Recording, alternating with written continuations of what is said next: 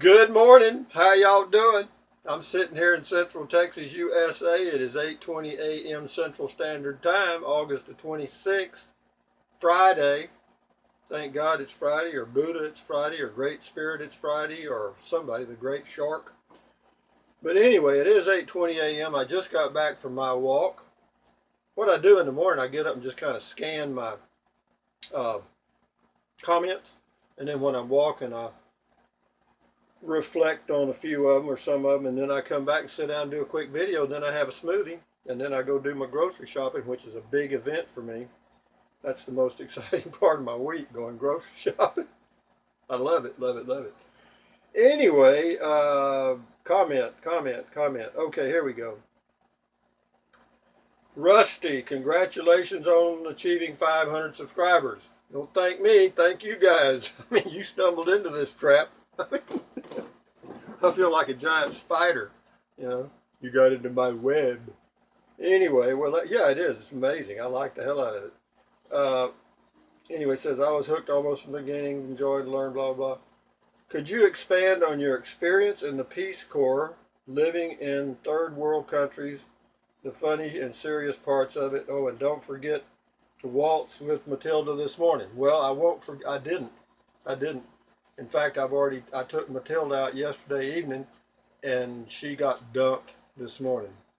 I'm sorry to say, she got dumped again. She's not very pretty, but anyway, so I had to bring her back in, and I'll put some more trash in her. Anyway, I got a pot of tea on the stove. If it starts whistling, I'll pause this and go, what you take it off. You know, why don't I fix the tea before I do the video? That would be too logical. That would be just too damn logical. Anyway, don't try to figure it out. Could I expand on my experience in the Peace Corps? Uh, well, yes, it certainly can. I enjoyed it. I did. I was in Ulit in Mongolia, 1994 and 5, and it was an unbelievable experience. I lived in a foreigner's building on the 8th floor, and I was in what they called a small in what was called small business, and what I did was what I was supposed to do. Now, whether I did it or not is another question. Work with the small businesses to explain to them the concept of free market, or a market-driven economy, as opposed to a government-controlled economy where the government dictates basically production levels, and then it's produced by government-owned entities. And it was difficult because they did another thing they did in Mongolia was they bartered a lot. In other words, they'd trade a sheep or two sheep for something, and there was no monetary, there was no currency exchange, just things. And there's still people in the U.S. that do that, but not many. And so it's really difficult to explain the concept of profit. So, but yeah, there was a lot of things that happened that were somewhat funny and well, and, tongue in cheek. One of the things that you do, of course, we were staying for the first 6 weeks in an old officer's dormitory, a Russian officer's dormitory that was built during World War II. And we were on the second level. It was 2 levels, and we were on the second level, and it was our dorm, our living place for 6 weeks. And, some days you had hot water, and some days you didn't. You couldn't drink the water. You were supposed to boil it, and we did. I did. And that helped, but you still got terminal diarrhea. So, anyway, let me hit my teapot right quick, and I'll be right back. I'm back. The teapot has been reduced to fixing my tea. Mongolia, 1994. Naturally, I couldn't remember where I was, so I'll just go into another part. Uh, some of the humorous things that happened were, well, the whole first year was, or first 6 months anyway, was nothing but humor because we didn't know what the hell we were doing. And, we were, we were lost. I mean, you didn't know where to go shopping or anything. When you finally got your own room, it was a struggle to find food. And, I went from 219 pounds to 158 in a short period of time. So, uh, one of the funny things that happened there was they had these old iron manhole covers, okay? And the Mongolians, some of them would steal them and melt them down or sell them to either get money or make other things. And so there were a lot of places that the manhole cover was missing. And so if you were out at night and it was dark, then you had to be damn careful because you could step off a curb and disappear. And did that happen? Didn't happen to me, but it did happen to a guy I knew. They were walking in a group, and instead of five of them, all of a sudden there was four of them, and they hear this, "Help! Help!" Anyway, one of them fell in the manhole. Is that funny? I don't know. I thought it was kind of cute. He wasn't hurt. He was, skinned up a little bit, but it wasn't too bad. I mean, he wasn't killed, didn't break anything. So, and then another quick story is, once you finished your pre-service training, PST we called it, and you went to live with a host family for 2 weeks. And I went to live with a family that owned a cashmere factory and got to see how cashmere was made, and I thought that was very interesting. But aside from that, I stayed in their home. Well, they didn't have a 5-bedroom, 3-bath home. They basically had a 2-bedroom apartment with a kitchen and a living area, a living room. So what ended up was I was sleeping on the couch in the living room. That was my bed, and they had one bathroom, and they had it was the man, the wife, and I think 3 children, as I recall, and I remember finding out right toward the end of my 2 week stay that apparently I had taken the bed of one of the older children by sleeping on the couch because I noticed a few mornings when I got up early to go to the university where I taught that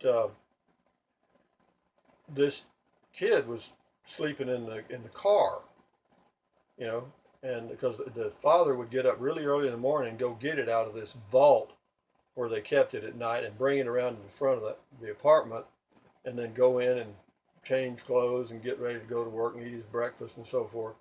And but anyway, so I didn't feel too good about having taken somebody's bed, and but of course, the infrastructure in Mongolia was poor. I mean, it was, the streets were, not well. Some of the streets were okay. Of course, Ulaanbaatar was the capital. It's the capital of Mongolia, and about 60% of the population live in the capital.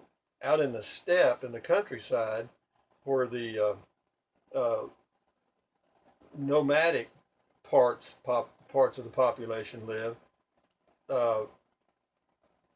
there's no large towns out there. I mean, it's just little groups. So you'll see these gers, they're like round tents that they live in, and they have a little door about 4 feet high that you go in and out of. And they completely break them down and load them onto. If they have a truck, they load them on a truck. If they don't, they load them on their animals and move them to the next grazing site. And that's basically what they're doing, is just moving from one grazing area to another. And they do that 16 to 20 times a year, I was told.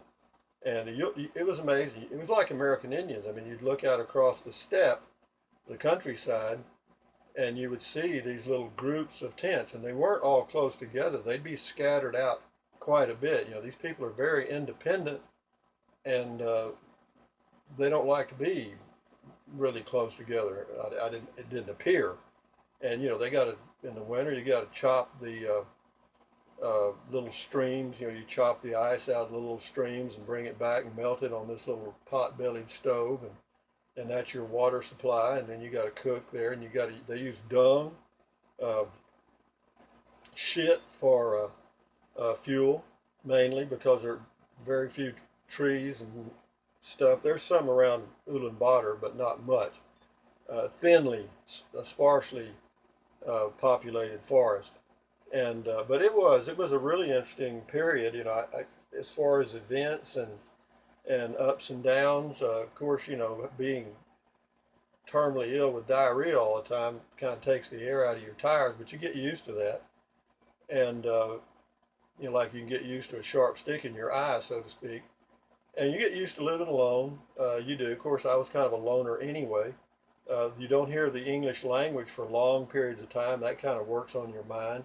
I used to go to Sookbatter Square, which is a big square in front of the Capitol building, and I'd walk around there because sometimes foreigners would come through there that could speak English, and I just loved to hear it. I'd go sit down because it was open seating, like in Europe. You'd just go sit down if there was a seat available, and I did. I'd just go sit and listen because sometimes you'd have people from English-speaking countries, and they would sit down and you could have a conversation with them. It was really like a breath of fresh air. It made you feel like you were human again, because after you've gone a month or two without even hearing English other than your own voice, or maybe your interpreter, which I had with me all the time, because they wanted all the business terms to be heard in English, so that the Mongolians could begin to use those to do business with the people in the English-speaking countries. And it was difficult, to say the least, because getting food was difficult.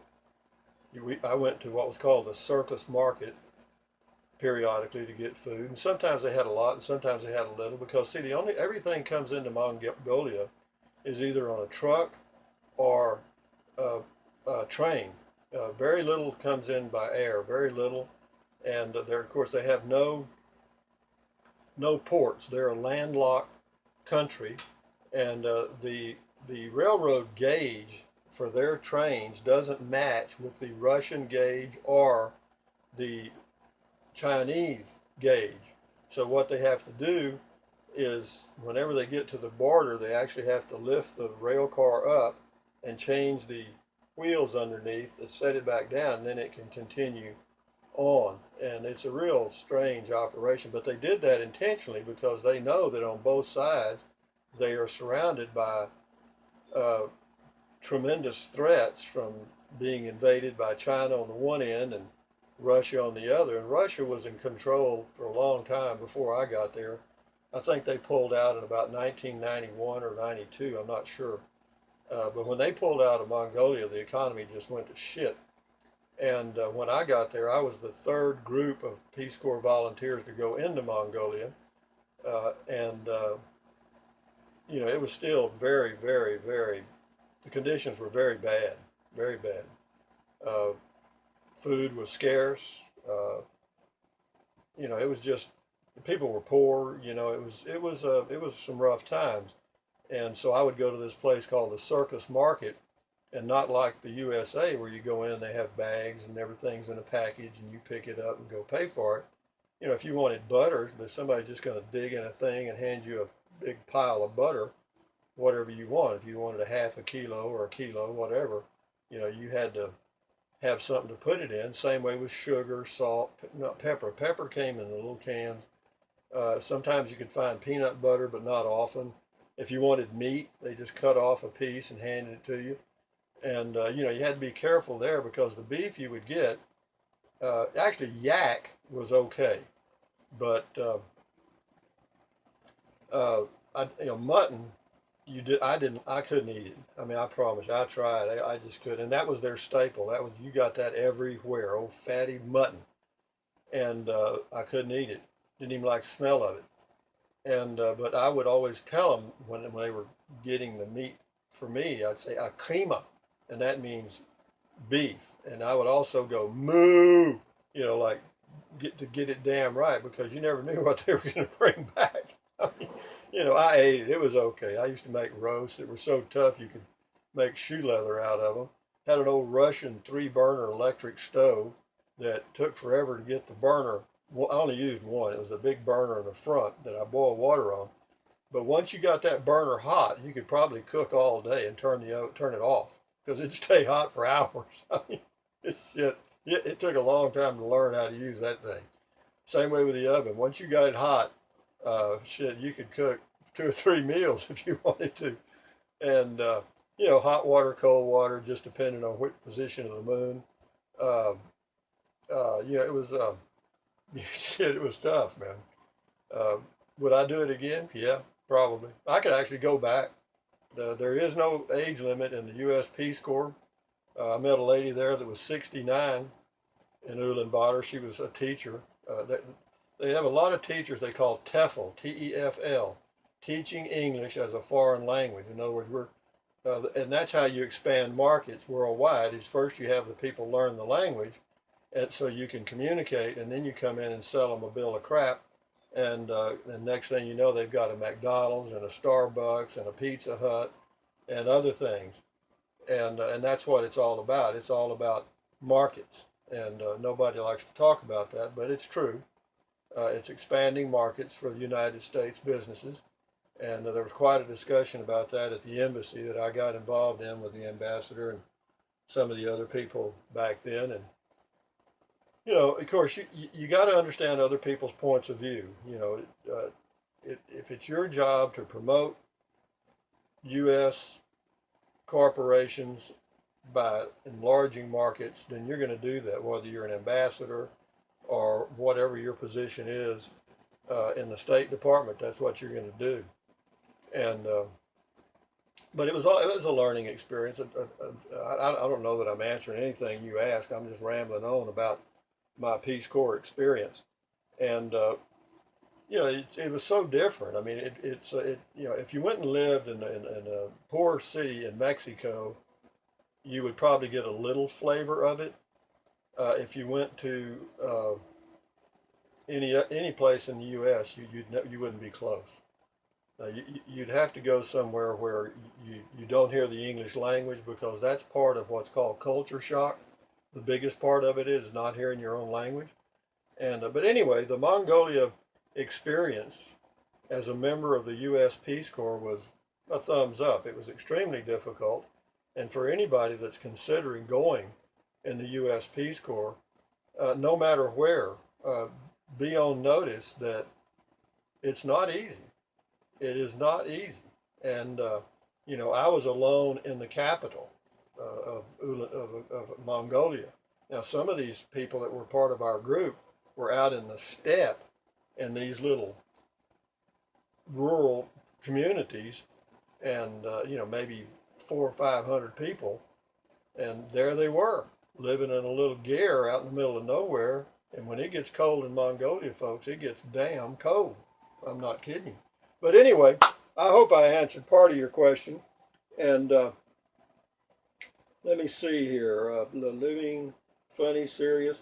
The funny parts are, of course, we had, when the Peace Corps volunteers finally got together, we all got drunk as warlords, and it was a party and had a lot of fun, a lot of laughs, but, talked about, the problems we were having and so forth, and how difficult it was to get food. And, here's a quickie. I'll try to be brief because I see this thing's kind of run on. But we had one volunteer that wanted to go live out in a very small community in the countryside, in the steppe, a long way from Ulaanbaatar. And he got his wish. Be careful what you wish for, you may get it. Well, after he'd been out there for about 2 months, he went crazy. He did. He flipped out. And the Mongolians got the word to the Peace Corps, and they went out and got him and sent him back to the U.S.